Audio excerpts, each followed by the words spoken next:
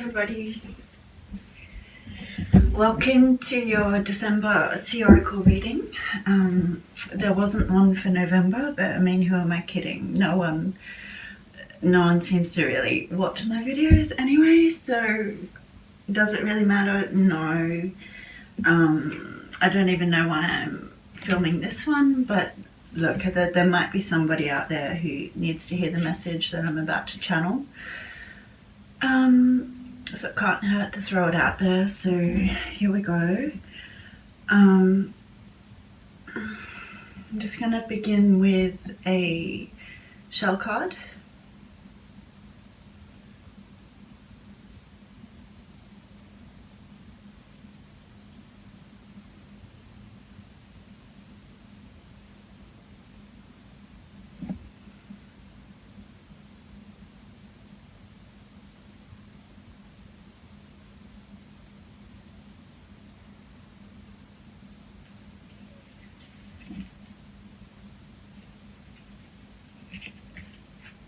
Yeah, here it is.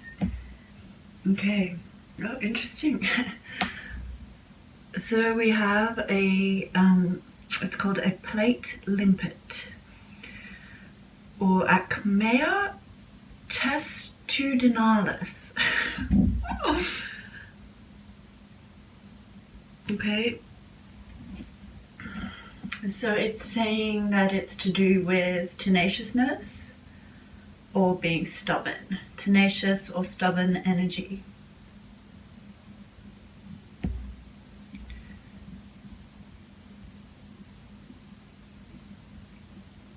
They say that when you look at seashells, you're either immediately attracted to it or immediately repulsed by it, and that can indicate either, like if you're attracted to it, it could be like that the message is for you, or that it's something positive for you.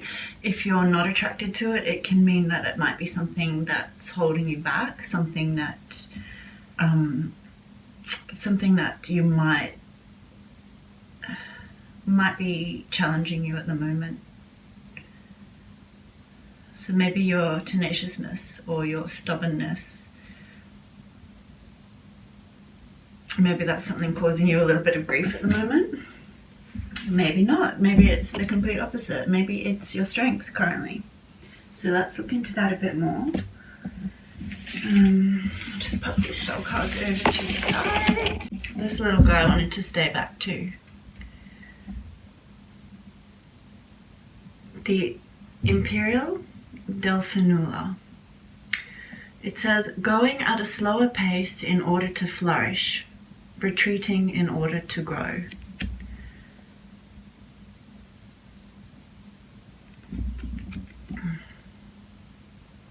Yeah. So maybe, based on these two cards alone, maybe you are being stubborn about not allowing yourself to go at a slower pace. But you need to do this, Spirit's saying, in order to flourish. You need to retreat in order to grow. We'll clarify these shell cards a little more. I want to begin with this one. This one is the Wild Unknown Archetypes.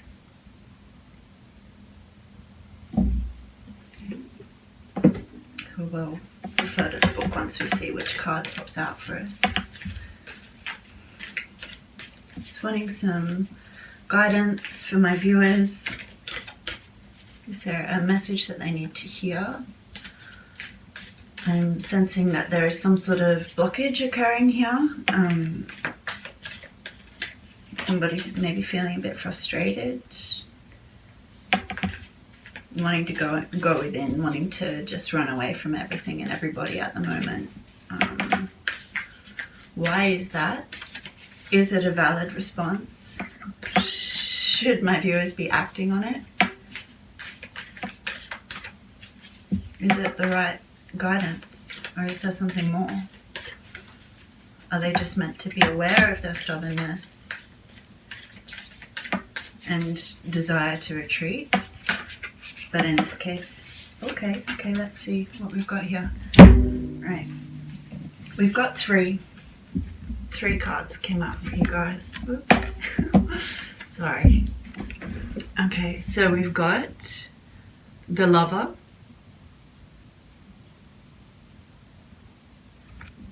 we've got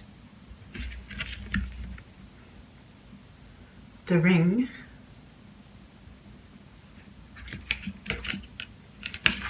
and we've got the Sword. Immediately what I'm getting off this is that, you know, that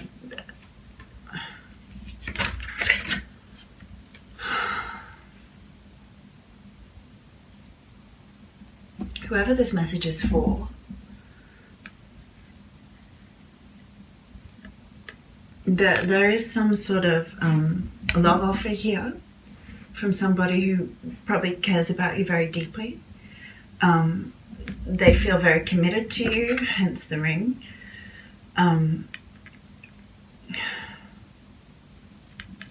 But see this sword.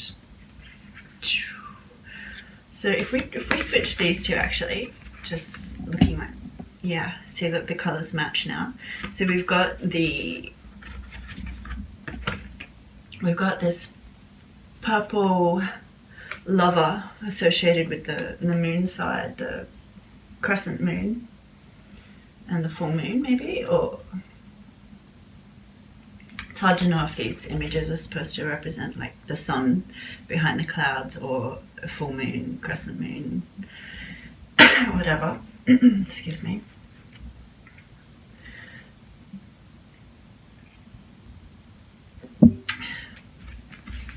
And then on the other side, we've got this ring with the dark colors. The dark colors here matching up. See that?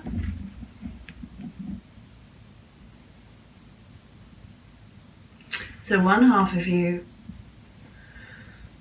of this offer might be love, joyful, you know, experiences. The other half of this offer might be a little bit dark. It seems very divided. It's really one side or the other, very opposing. Maybe this lover wants to do good things for you, but they're actually doing really shit, dark things. Maybe that they're beautiful, what they think is beautiful, loving thoughts, like, oh, I want to be together forever, things like that. Maybe it's actually putting too much focus and attention on you, or maybe you're doing this to somebody. Maybe their love of you is actually, I don't know, blocking all the lights. This light's trying to come into the darkness, but it's like it's getting shot from here, and it's like, yay! Let's kill all of the joy from this and suck it dry and just deplete everything from it, and it just fizzles down here, and I don't know. I'm going to take a look in the Archetypes guidebook just to clarify this. So we want to find, sorry, bear with me, it's a new deck for me, so I'm not as quick as finding where the information is for these. Okay, we want, oh, this is going to take me forever, honestly. Yeah, because in this book, there's, you know, most books, they have like a contents page at the front, and it's just right, here we go, they do. Okay, I eat my words. So we want the sword. Okay, I found the ring.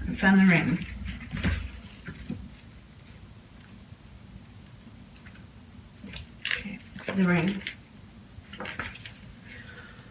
Oh, I feel really unwell all of a sudden. Like, I feel sick. I feel really ill all of a sudden. It's a really, really, it's a really awful feeling. The energy of this card in this reading, maybe not in all, but in this particular one, whatever the message is that's trying to come through, it's not very nice. However, it says that the ring represents the infinite, the wheel, the connection.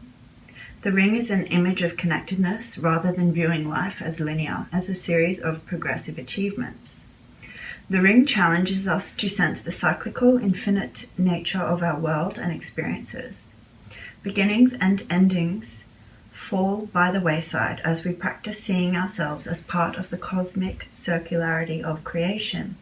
For this reason, it is no surprise a ring is worn on the finger to represent eternal love that surpasses space, time, and worldly things. So much can be projected onto this archetypal image because it mimics the Earth's orbit around our great sun and the intimate bond between two lovers. It is the micro and macro united. This card calls us to deepen connection with self, other, and the world at large. Meanwhile, there may be a literal ring waiting to adorn your finger. Take stock of the jewels that you adorn yourself with. Watch out for rings you wear out of habit that keep you connected to the old you. It's got me thinking about the jewelry I wear now. Yeah, interesting.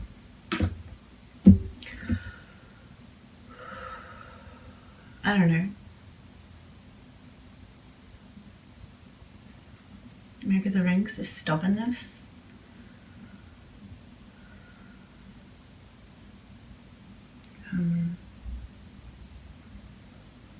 The lover, the ring, and the sword. Maybe the more committed that you become to this lover,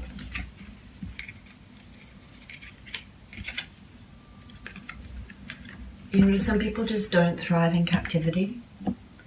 For some people, it doesn't matter how wonderful a person is, how good their intentions are. It just, you slowly start to die. You know, you see animals that go into zoos, you know, and they might have put, I know our local zoo here, close by to where I live, they had these beautiful elephants that I think were donated to them, or I don't know, but they used to be circus performing elephants traveling around the country in Australia performing. And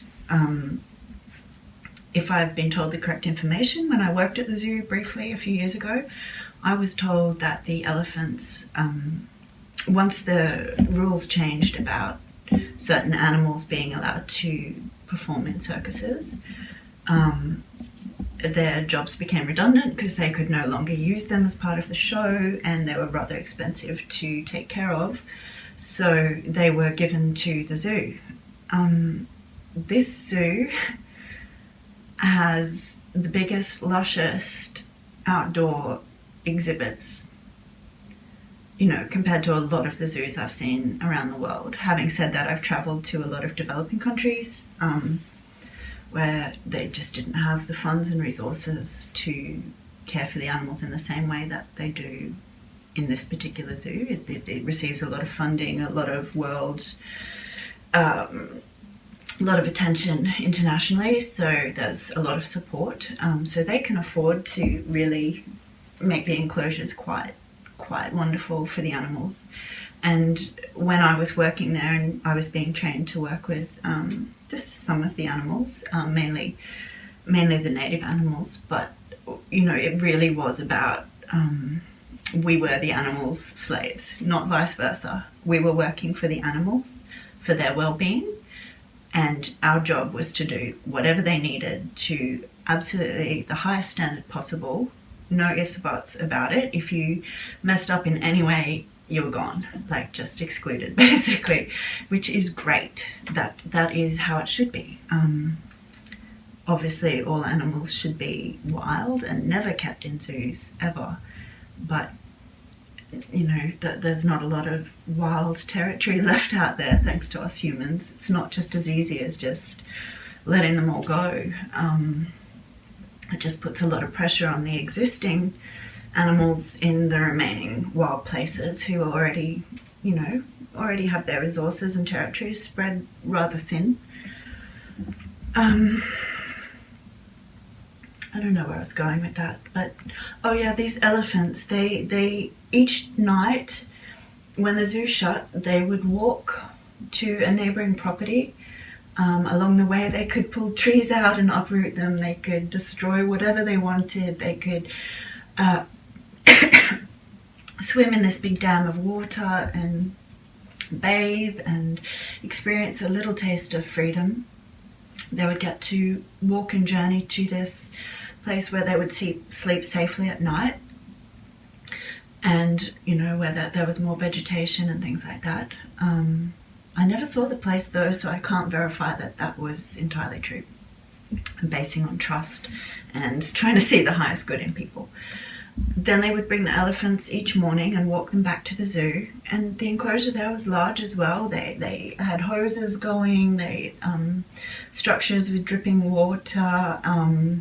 They were fed well. They were healthy, happy elephants. You know, maybe they missed their keepers at the circus. Maybe it wasn't as bad for them as people assume.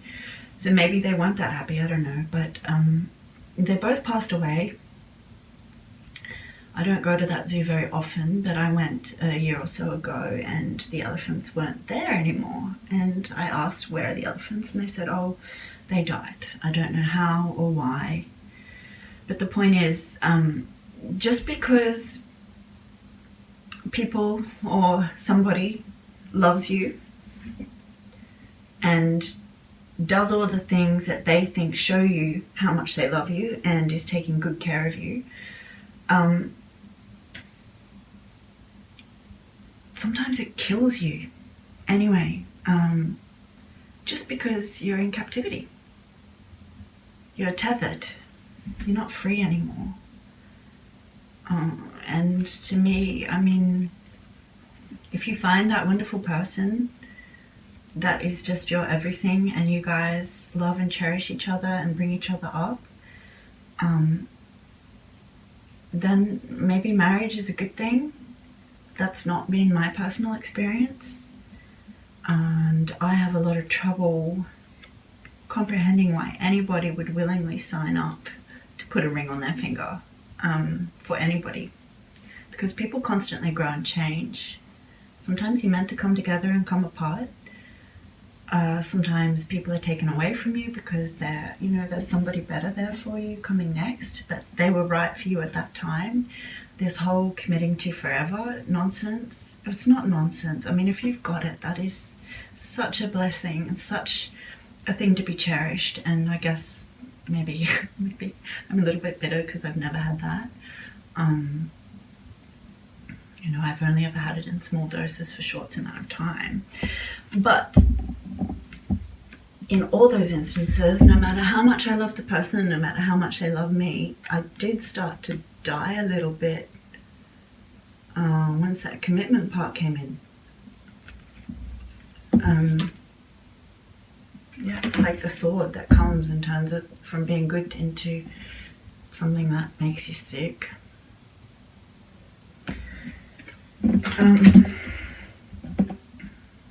Actually, I think I'll go with these ones next. This is the Wild Unknown Tarot, also by Kim Kranz, the same illustrator that did these ones. Okay, so we'll just see.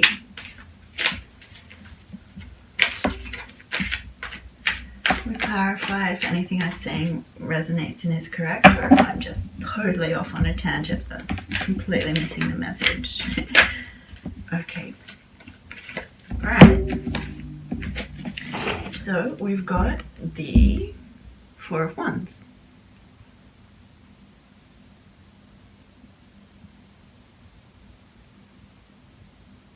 I'm seeing that you can see a little light cracking through the bars of your cage. It also looks like an eye. Do you think? An eye. Particularly if you hold it this way. Do you think the peering eye watching your every move is making you feel caged? Is there somebody stalking you or monitoring you constantly that you don't perhaps know about? I got a similar message in a reading I did for myself last week, so maybe it's carrying on from that energy. Maybe no one watches my videos, so maybe this is a reading for me, I don't know. But there seems to be somebody with their eye on you, either their mental eye, like the third eye, or their literal eyes, and maybe all the attention that that eye is having is actually, you know, putting you in a really dark place, because maybe it's interfering with the goodness, and it's like every time something good comes, this eye goes, ooh, hang on, something's happening to this person that's good. Oh, and they might not even think they don't want it to happen to you. They might be, oh, that's so great. But a little part deep inside of them is maybe jealous or doesn't want it to happen for whatever reason. You know, everyone's entitled to feel how they want to feel, but something about this person's energy that this eye belongs to seems to be quite powerful, and perhaps they're not realizing. Maybe it's completely unintentional. Maybe not. Maybe it's malicious. Maybe it's spell work. Maybe it's one of your boyfriend's ex-girlfriends watching you on social media, and anytime they see you're happy, they send this dark spell work your way. Maybe they don't even understand what they're doing and how dangerous that is, or what they're causing you as a result. How do we find out who this eye belongs to? Let's see if we can... I think I'll work with the Dame Darcy Mermaid Tarot here. Oh, sorry. The right way up might be more helpful. I'd like to see, Spirit, who does this eye belong to? And also, do you notice this ring? It's got this little cosmic eye also. It's quite creepy. I had a card last week that I pulled. It literally was a fucking eye in a circle in the center of the card, and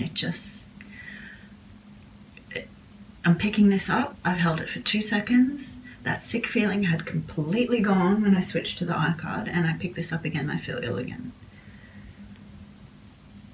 There's the person's energy. It's a very low vibration, you know, and my heart goes out to those people because they're generally not aware. Look, I just had it the wrong way. I was looking at it from the wrong angle. It's an eye. It's a snaky eye. Look at that.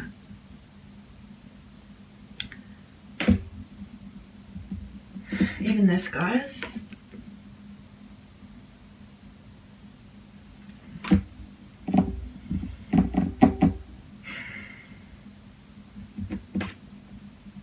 Yeah.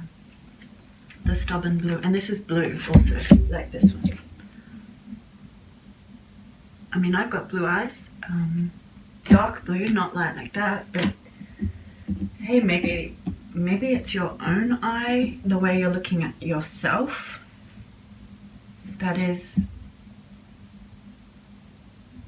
imposing stubborn energies upon yourself that don't need to be there. Maybe it's your own eye holding yourself back. It's just, yep, I'm done with that one, aren't I? Okay, so we're doing Dame Darcy now. Just looking for some clarification. Okay, that's interesting. That was not on the bottom 2 seconds ago, and I'm pretty sure I have not even shuffled yet because I picked it up and put it down. Correct me if I'm wrong, I may have. But I looked before what was on the bottom, and it was the Queen of Cups. I don't even know where that's gone now. And now it's the Page of Swords. So in answer to my question to Spirit, who does this eye belong to? It belongs to the Page of Swords. Now, that's not necessarily a male or a female. It's just a page, which means it's not a king or a queen. It's immature. It's not there yet, right? And look, he's even holding the sword, right? He is literally holding the sword.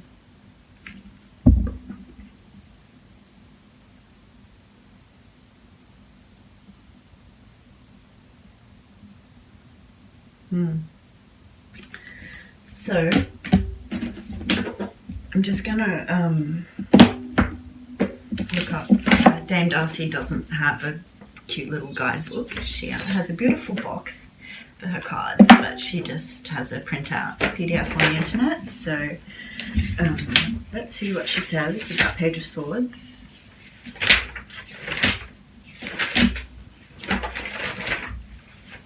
I noticed she puts the swords last too, like they're the least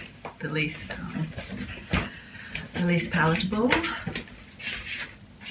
I would agree with that just for this specific reading. I keep getting these waves of, I mean, I didn't feel great before I started recording, but this is really, I don't feel well in my body. Page of Swords. Here we go. He is a detached person. He has removed himself to a hilltop and looks over his shoulder in a paranoid fashion. Oh my God, I've been feeling really paranoid energy lately, and just not understanding where it's coming from, because everything currently in my life is really, really great. I have not been understanding why I've been feeling so anxious. Maybe I'm feeling the presence of this eye. Maybe it's an eye on all of humanity. Maybe we're all feeling it collectively. Anyway, he looks over his shoulder in a paranoid fashion, with his sword ready to protect him. He is not in a safe place and readies himself for a sneak attack. He thinks the concerns in his lives and the lives of others are not for real. I don't understand that. He thinks the concerns in his life and the lives of others are not for real.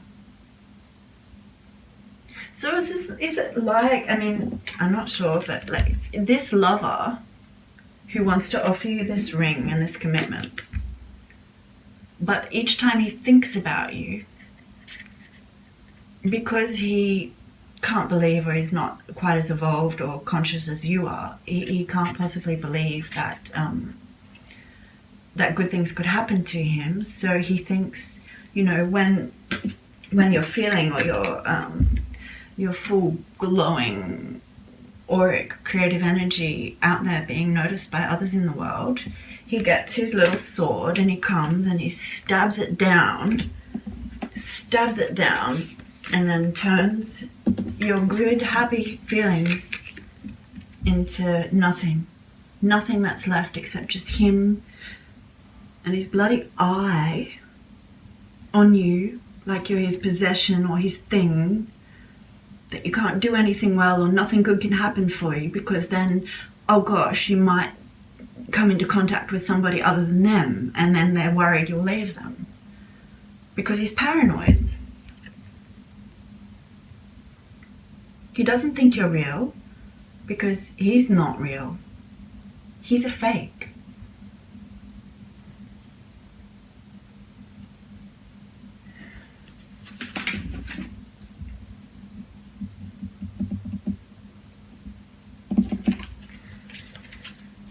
Okay. Let's just see if there's one more card.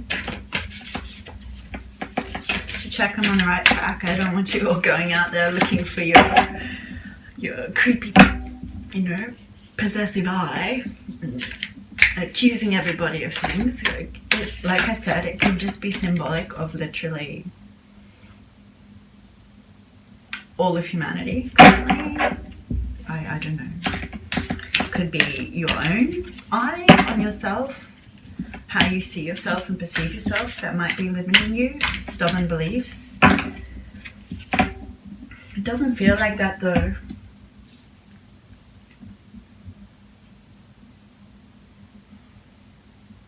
The only time I don't feel sick is when I explain what the cards mean, which sort of says to me that maybe I'm on the right track, because if it didn't feel right, then it wouldn't be the right message, you know.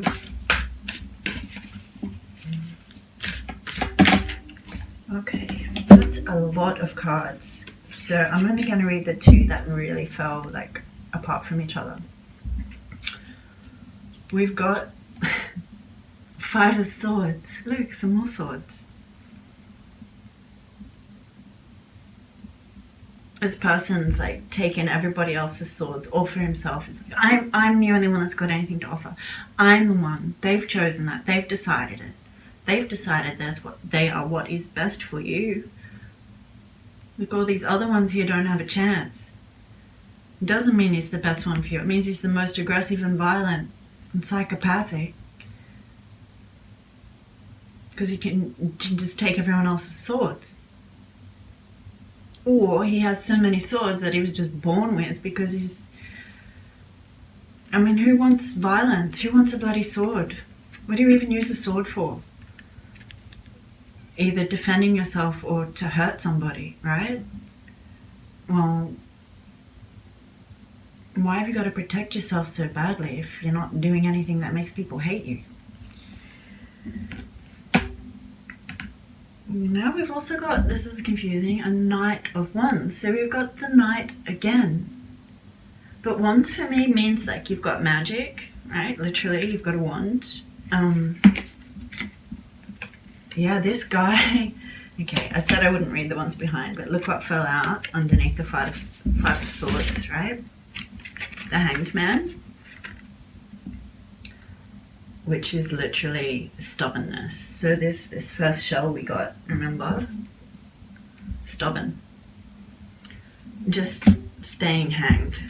Sorry, I've got it upside down. It's meant to be hanging. This hanged man who just... He's stuck, so he's going to make you stuck. And by being tied and tethered to this energy of the person belonging to this eye, they're affecting your energy. They're also keeping you hanged. And just pause there waiting till this person feels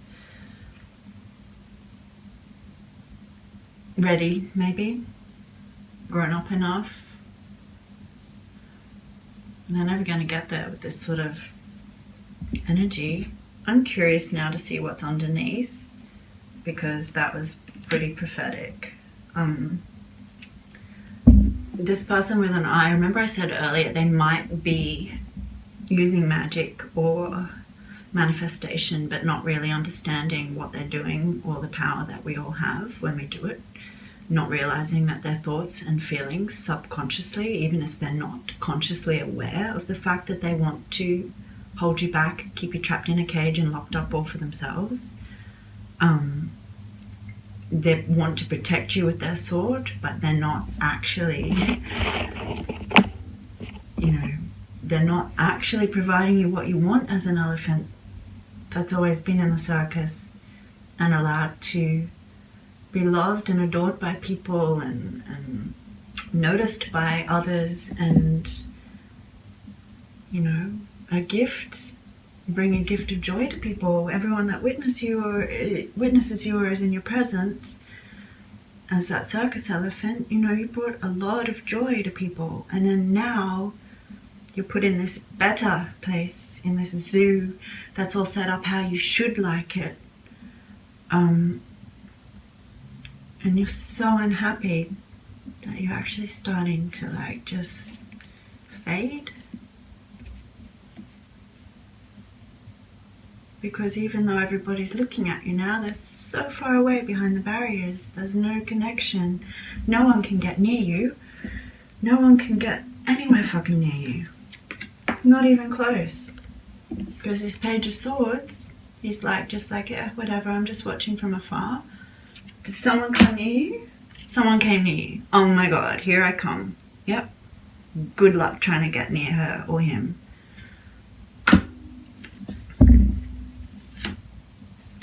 Look at this. It's a girl this time, but like we said, gender's irrelevant. 7 of Wands. So we had the Page of Swords,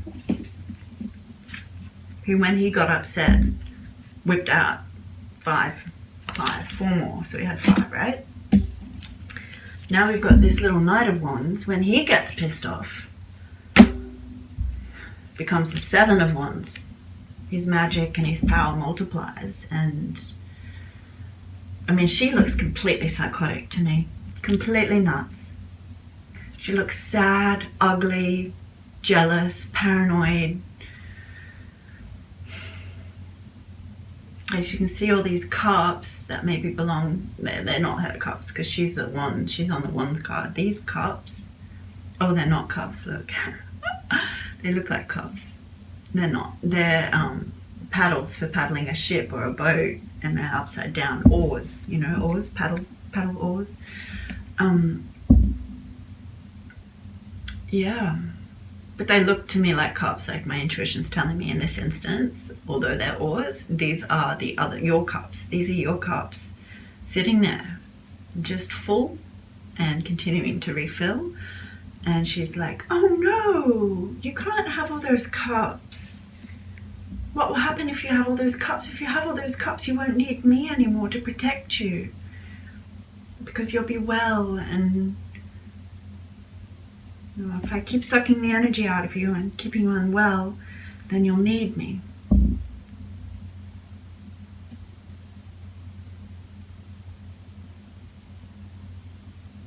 Check out that for an eye, hey? Like, you don't want that eye on you. You do not want that eye focusing its attention on you, because whatever they're thinking or feeling, it's energetically going to affect you, because there's some power behind that thing. Like, that's a bulbous eye. Yeah, and look what we're talking about underneath. Here's the same number. We've got the 7 of Wands. Under here we've got the 7 of Cups. Remember I said it looked like all these cups down here? So what down here, here's you. Here's you. Here's you with all of these choices in front of you, you know? All of these choices, jewels, riches, castles, dragons, magical spirit guides, ghosts, maybe you talk to ghosts, all of these, maybe you've got psychic gifts that you haven't had a chance to develop yet, you know, because God forbid if you did, you may be able to become successful using those to benefit people and to help people. And it's a two-way street there, you know. But that would involve interacting with other people, and, you know, this eye's not going to like that. And you can see all the potential available to you, all of the choices you have. You know, it's overwhelming, the choice there. You don't even know where to start, but I can see you began with the jewels, which also would not make this eye happy. Making yourself even more beautiful than you are is just sort of increasing perhaps the eye's intensity on you. And I'm going to look at this one last card hiding behind here, and then I'm going to call it quits for the day. So what have we got here?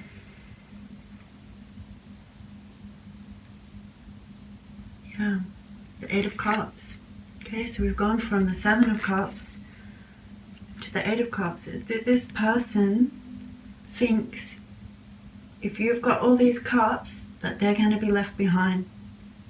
that they'll be on their own, that you'll go towards all of these things and then you'll vanish from their life and they'll be lonely, that you won't have enough time left for them, or that they won't even be appealing anymore. Because how could you want to go over there to that sad little person and dwell in that energy when you could drink all this and have a really great time at a party, right? All right, so I'm going to leave it there. No, I lied. I lied to you. I'm sorry. I did want to read one card from the Oceanic Wild Oracle. Just one last card, please, just to sum up everything. We've got two. Okay. Yeah, we've got transformation and beauty. So, yeah, you have chosen to pick the jewels and adorn yourself and make yourself more beautiful.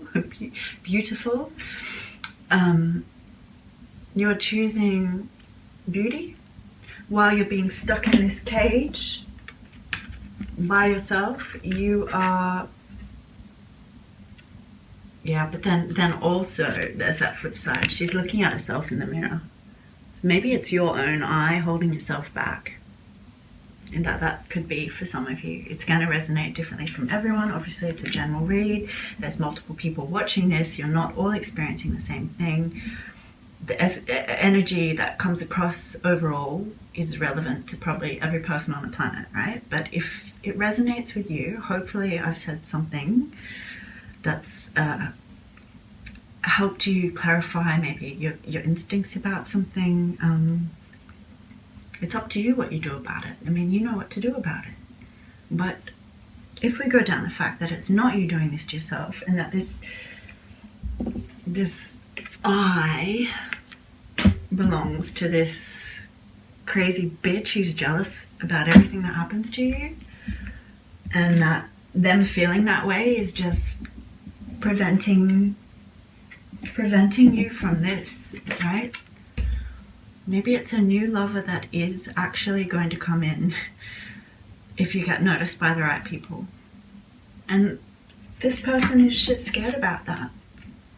They don't want to have to walk off by themselves.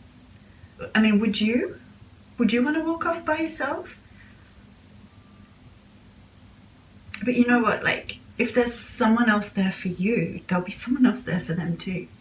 Because it's the highest good for everyone involved, right? That's all we ever wish for anybody. That is the most important thing when you're manifesting, praying, wishing, whatever. You know, it's always that it comes about in the highest good for everybody involved. That is the key, right?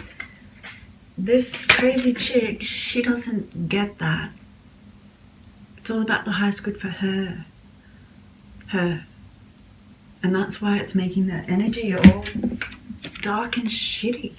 It's dark and shitty, like, because it's just for her. It's one-sided. It's not for everybody. It's just for her or him, right?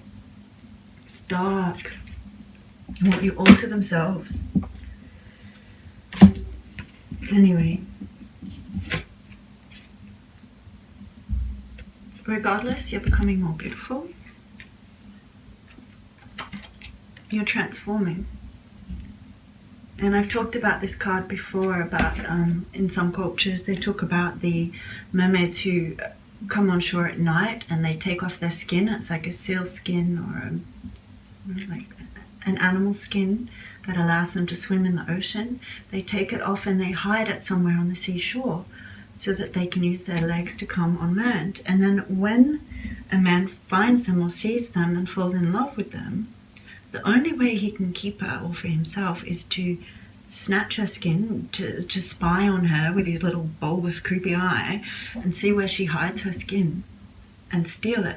And whoever holds her skin, it prevents her from going back to the water, prevents her from going back and being around goodness in others, keeps her chained up, caged. So what are you transforming into? Are you transforming back into the sea creature free in the ocean, or are you transforming into the mere human trapped on land? Okay, that's it. Bye.